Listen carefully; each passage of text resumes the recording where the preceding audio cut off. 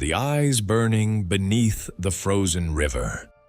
In the endless white vastness of Siberia, there was a village where even the wind spoke in whispers. At night, people locked their doors twice and covered their windows with cloth. Because the darkness did not come alone, it brought other things with it. And in that village, on a winter night, a child was born, Grigori Rasputin. The moment he came into the world, a wolf howled outside. But the old women said it was not a wolf. This, they whispered, was the voice of something that does not wish to be known.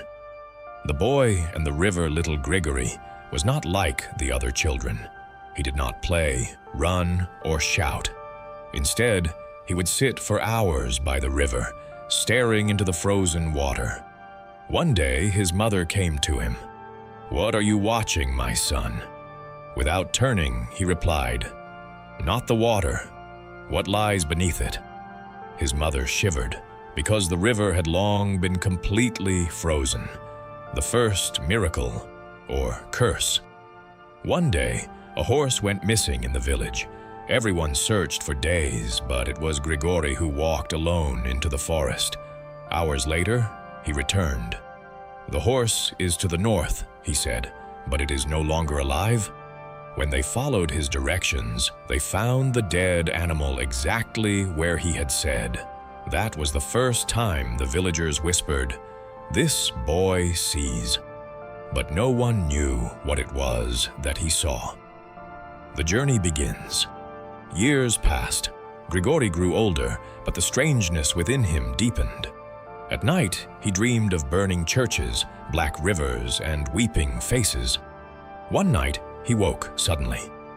"I must go," he said. He did not know where, but he began to walk. That journey would eventually lead him to Saint Petersburg.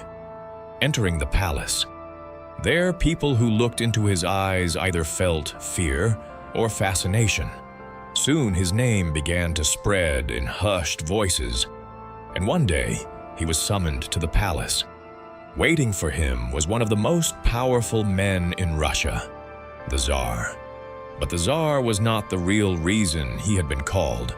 There was a child, a sick child, the bleeding boy. The Tsar's son, Alexei, suffered from a disease that made him bleed endlessly. Doctors were helpless. Hope had nearly vanished. When Grigori entered the boy's room, no one dared to breathe. He leaned over the child and whispered, "The pain is not yours." That night, for the first time, the boy slept peacefully, and by morning, the bleeding had stopped. Faith or fear? From that day on, there were two kinds of people in the palace, those who believed in him and those who feared him. But everyone agreed on one thing. This man was not ordinary. Some said he spoke with God. Others believed the devil spoke through him. Visitors of the night. It was said that he wandered the palace corridors at night. Servants claimed they saw him speaking when no one was there. One servant later said, he was facing the wall, but he was waiting for an answer, and somehow it felt like something was answering him. The beginning of the fall. As his influence grew, so did his enemies. The nobles wanted him gone. "This man is dragging Russia into darkness," they said, and so they made a plan, the night of death. One night, they invited him to a house far from the palace. There was wine on the table. There were sweets, all of it poisoned. Grigori ate. He drank. Nothing happened. The men looked at each other in panic. Then one of them drew a gun. He fired. Grigori fell, but after a moment, his eyes opened. He stood up, and he began to run. The frozen river. They caught him. They beat him. And finally, they threw him into an icy river. Soon, the surface froze again.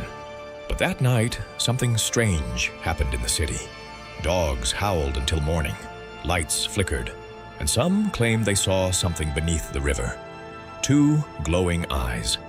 Afterward, Grigori died, but his story did not. Some believe he never truly died. Others say he still wanders the frozen rivers of Siberia.